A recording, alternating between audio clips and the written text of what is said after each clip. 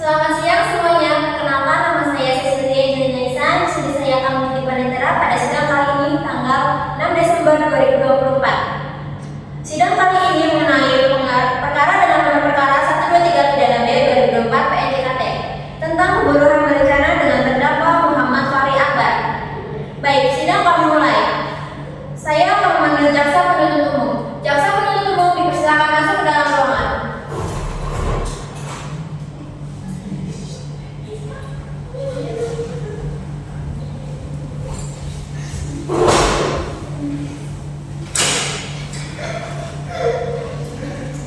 Selanjutnya, saya akan memanggil keluarga korban beserta pengacaranya.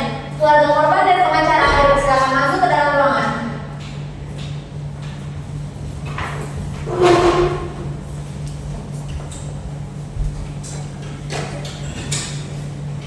Selanjutnya, saya akan memanggil pengacara terdakwa. Pada pengacara terdakwa dipersilakan masuk.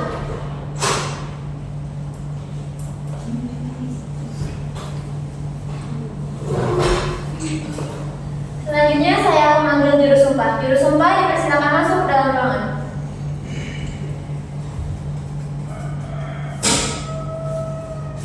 Untuk selanjutnya diharapkan semua hadirin berdiri karena ketua hakim akan memasuki ruangan sidang.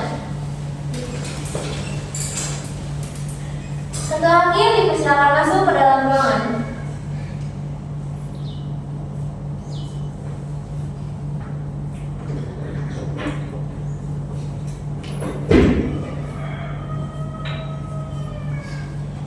Para hadirin dipersilakan duduk kembali. Sidang ini dipimpin oleh Majelis Hakim dengan Ketua Majelis Hakim Caisha Nurwaila. Pada hari ini tanggal 6 Desember 2024, kami akan memulai persidangan. Tuntutan akan disampaikan oleh jaksa penuntut umum. Setelah itu kami akan mendengar keterangan saksi-saksi. Kami harap semua pihak dapat mengikuti sidang dengan tertib. Baik, sidang akan dimulai. Apakah para pihak sudah siap? Apakah pengacara korban sudah siap? Siap, Yang Mulia. Pengacara terdakwa, apakah Anda sudah siap? Kami siap, Yang Mulia. Baik, sidang akan mulai. Kepada terdakwa dipersilakan masuk ke dalam ruangan.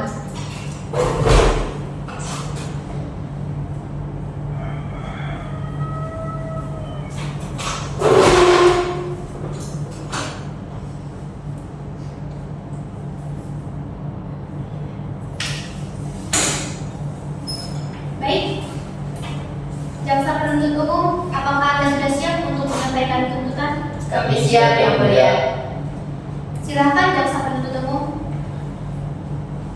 Yang Mulia, dalam perkara ini, terdakwa dengan sengaja dengan berencana melakukan pembunuhan terhadap korban yang bernama Putri. Tindakan terdakwa tersebut sangat kejam dan direncanakan dengan matang.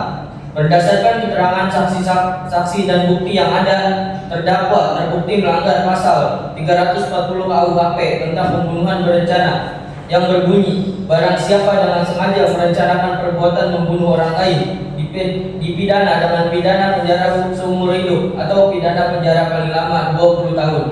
Kami dari jaksa penuntut umum dengan ini meminta agar terdakwa dijatuhi pidana penjara seumur hidup. Sebelum itu, saya minta untuk jaksa penuntut umum untuk membacakan latar belakang dari terdakwa.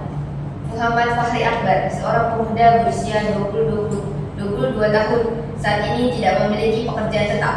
Lahir dan dibesarkan dalam lingkungan keluarga sederhana. Fahri memiliki latar belakang pendidikan menengah. Setelah menyelesaikan sekolah menengah atas, ia belum berhasil mendapatkan pekerjaan yang stabil, yang menyebabkan kondisi ekonominya menjadi sulit.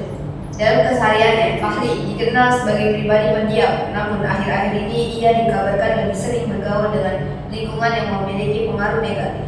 Kondisi ini yang penuh tekanan dan kesulitan ekonomi ditambah dengan lingkungan pergaulan yang kurang sehat diduga turut mempengaruhi perilakunya. Kini Fahri terlibat dalam kasus yang sangat serius, yaitu dugaan pembunuhan berencana. Motif dan latar belakang tindakannya masih dalam penyelidikan, namun keterlibatannya dalam kasus ini sangat mengejutkan keluarga dan orang-orang di sekitarnya, yang sebelumnya mengenal sebagai sosok tenang dan cenderung penutup.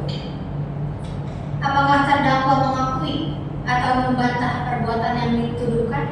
Yang Mulia, kami akan memberikan pembelaan setelah mendengarkan keterangan saksi-saksi. Kepada para saksi dipersilakan masuk ke dalam ruangan.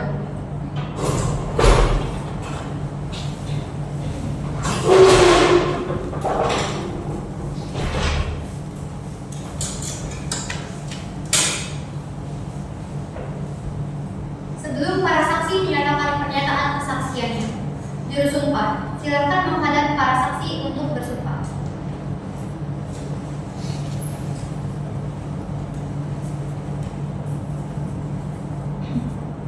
Saudara saksi,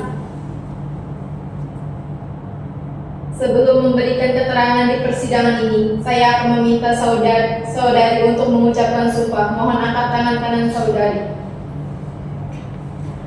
Demi Tuhan saya bersumpah Demi Tuhan saya bersumpah bahwa saya akan memberikan keterangan yang sebenar-benarnya. memberikan keterangan yang sebenar-benarnya. Jika saya berbohong, Jika saya berbohong, saya akan menerima akibatnya. saya akan menerima akibatnya.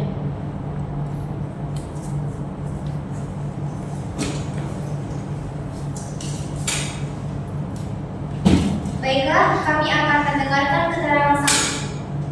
Apakah saksi pertama sudah siap memberi keterangan? Sudah ya mulia. Saksi pertama dipersilakan untuk memberikan keterangan. Yang mulia, saya mengetahui bahwa pada sore menjelang malam saya mendengar suara pertengkaran antara terdakwa dan korban di luar rumah. Beberapa saat kemudian saya mendengar suara keras seperti benda terjatuh. Lalu saya melihat terdakwa keluar dari rumah dengan wajah yang tampak panik. Saya sempat melihat korban terdekat di lantai terluka parah. Saya langsung melaporkan kejadian ini kepada polisi. Apakah saksi yakin bahwa terdakwa adalah orang yang terakhir terlihat keluar dari rumah korban? Saya yakin, karena saya melihatnya dengan jelas. Izin yang mulia, kami keberatan atas pertanyaan yang diajukan. Saksi hanya dapat memberikan keterangan berdasarkan pengamatan langsung, bukan spekulasi. Silakan lanjutkan jaksa penuntut umum. Tidak ada pertanyaan lebih lanjut yang mulia. Baik, saudari saksi dipersilakan duduk kembali. Terima kasih yang mulia. Kami akan mendengarkan saksi berikutnya. Saksi kedua, Laura, dipersilakan untuk memberikan keterangan. Siap yang mulia. Yang mulia, saya tahu bahwa terdakwa dan korban memiliki hubungan yang tidak baik. Sebelum kejadian itu, terdakwa sempat mengungkapkan kepada saya bahwa dia berencana untuk menghabisi nyawa korban karena masalah pribadi yang tidak dapat diselesaikan. Saya tidak tahu apa yang mendorongnya untuk melakukan itu, tetapi saya merasa ada ancaman serius dari ucapan terdakwa. Apakah saksi mendengar langsung ucapan terdakwa atau hanya berdasarkan informasi dari orang lain? Saya mendengarnya langsung dari terdakwa. Saya bahkan menyarankan terdakwa untuk tidak melanjutkan rencananya, tetapi dia tetap bersikeras. Baik, saudari saksi silakan duduk kembali. Terima kasih yang mulia. Semua ini tidak pernah saya bayangkan yang mulia. Anak saya akan saya saat ini menghilang begitu saja. Saya mengandungnya selama 9 bulan dan dia sudah dewasa, siap mencapai impian hidupnya. Tapi sekarang saya hanya bisa duduk di sini mendengar orang berbicara tentang kematiannya. Saya bekerja terus sepanjang hidup saya untuk memberi yang terbaik bagi anak saya. Dia adalah kebanggaan saya. Saya ingin melihat dia sukses, menikah, dan membangun keluarga. Tapi semua itu sekarang lenyap dalam sekejap karena tindakan orang yang tak punya hati. Saya ingin dia mendapatkan keadilan yang mulia. Kami ingin dia dihukum seberat-beratnya.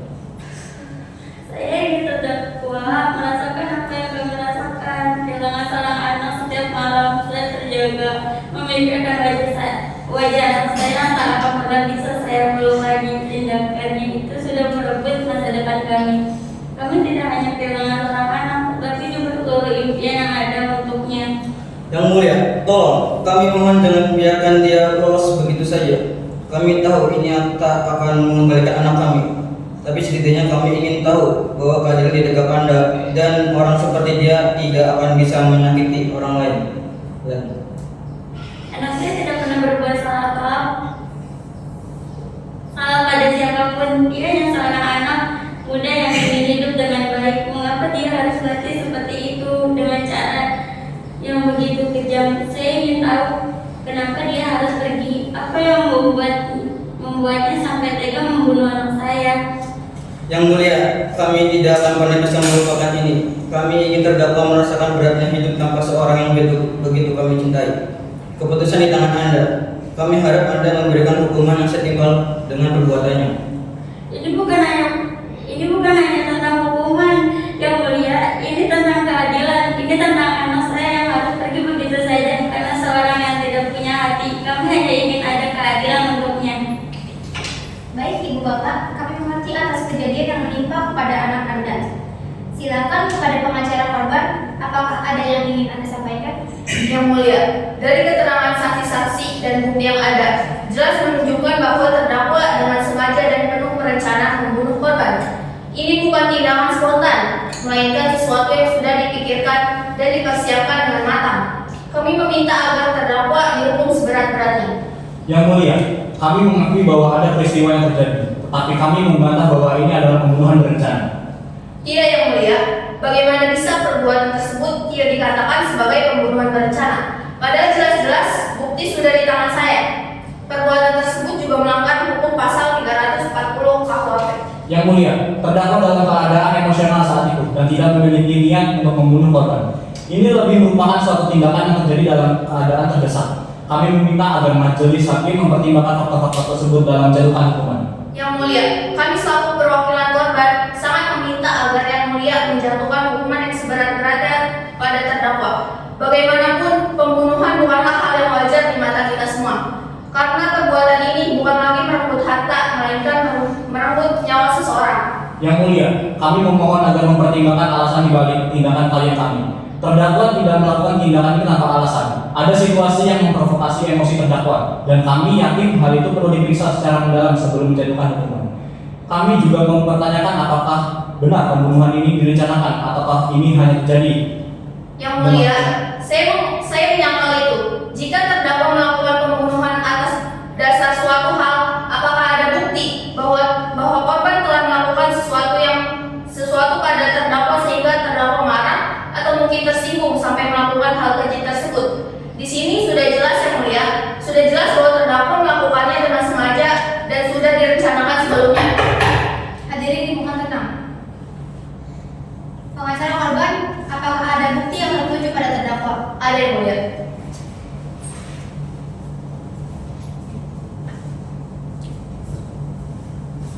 Jaksa penuntut umum, apakah ada surat esensi dakwaan dan bukti visum? Ada, Yang Mulia.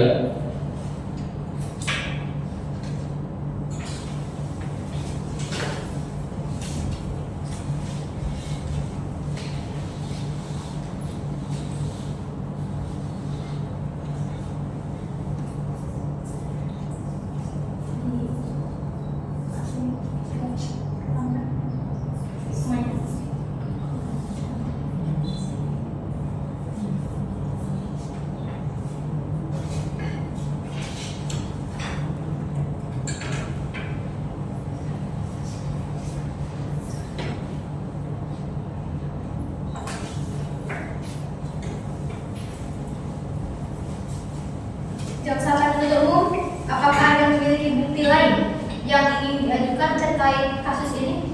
Ada, Yang Mulia, kami akan mengajukan bukti berupa rekaman CCTV dan benda tajam yang diduga digunakan oleh terdakwa dalam kasus pembunuhan ini.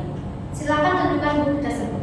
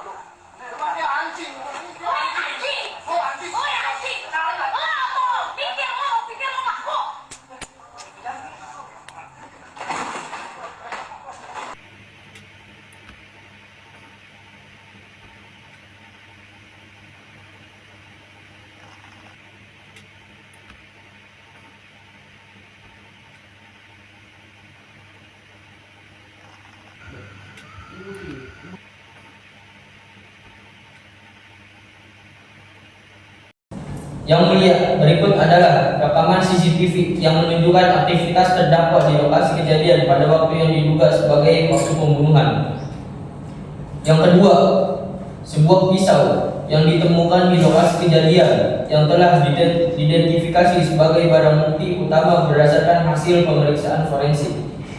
Dan yang ketiga, pakaian korban yang terdapat bercak darah yang telah diuji dan dikonfirmasi berasal dari korban berdasarkan analisis DNA. Baik, apakah rekaman CCTV ini telah diverifikasi oleh ahli? Benar Yang Mulia, rekaman ini telah diperiksa oleh ahli teknologi forensik. Baik, pisau ini apakah ada kaitannya dengan korban? Ya, ada Yang Mulia.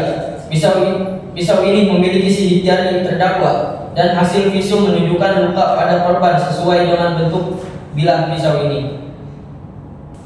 Lalu mengenai pakaian korban, apa yang bisa Anda jelaskan? Pakaian ini ditemukan di lokasi kejadian dengan bercak darah. Berdasarkan uji laboratorium, bercak darah ini cocok dengan DNA korban. Selain itu, terdapat sobekan pada pakaian yang sesuai dengan luka tusuk yang ditemukan pada tubuh korban. Terima kasih jasa penuntut umum. Panitia tolong catat dan amankan barang bukti. Baik Yang Mulia.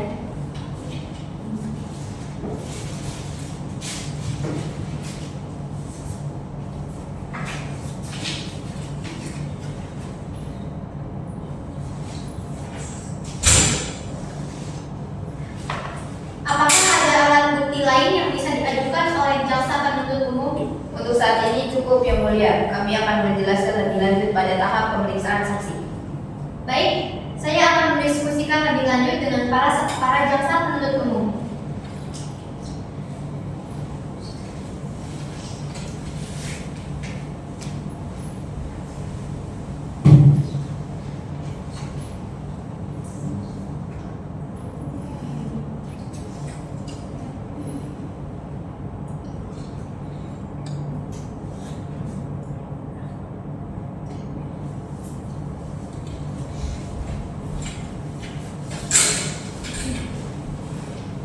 Saudara terdakwa, setelah mendengar seluruh keterangan saksi, memeriksa bukti-bukti yang ada, serta mempertimbangkan pembelaan dari kuasa hukum saudara, maka majelis hakim dalam perkara ini telah mencapai kesimpulan.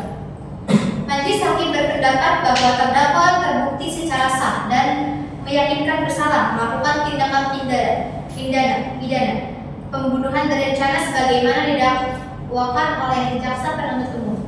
Berdasarkan bukti-bukti dan fakta-fakta yang terungkap dalam persidangan, diketahui bahwa perbuatan tersebut dilakukan dengan perencanaan matang dan niat kuat untuk menghilangkan nyawa korban.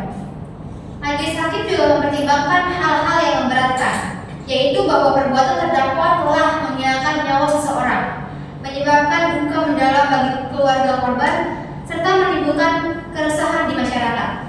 Selain itu, majelis hakim menilai bahwa tindakan terdakwa dilakukan dengan cara yang kejam dan tidak manusiawi. Dengan demikian, berdasarkan pasal yang berlaku dalam Kitab Undang-Undang Hukum Pidana, majelis hakim menjatuhkan vonis kepada terdakwa sebagai berikut: menjatuhkan pidana penjara selama seumur hidup kepada terdakwa dengan ketentuan bahwa pidana tersebut dikurangi dengan masa penahanan yang telah dijalani. Demikian putusan ini kami bacakan. Saudara terdakwa dan kuasa hukum memiliki hak untuk mengajukan upaya hukum dalam hukum banding jika tidak menerima putusan ini sesuai dengan ketentuan pengaturan perundang-undangan yang berlaku. Yang Mulia, kami kuasa hukum dari terdakwa Muhammad Fahri Akbar dengan ini mengajukan permohonan banding terhadap putusan pengadilan negeri yang menjatuhkan pidana penjara seumur hidup atas kasus pembunuhan berencana. Kami mengajukan banding karena terdapat hal-hal yang tidak sepenuhnya dipertimbangkan, seperti faktor yang meringankan berupa pengakuan dan penyesalan terdakwa, serta keadaan psikologis yang mempengaruhi tindakan. Kami berpendapat bahwa hukuman yang dijatuhkan tidak proporsional dengan kondisi terdakwa. Dengan ini kami memohon kepada Pengadilan Tinggi untuk meninjau kembali perkara ini dan memberikan putusan yang lebih adil. Demikian permohonan banding ini kami ajukan. Atas perhatian yang mulia kami ucapkan terima kasih. Baik, upaya banding kami terima. Sidang kali ini kami tutup.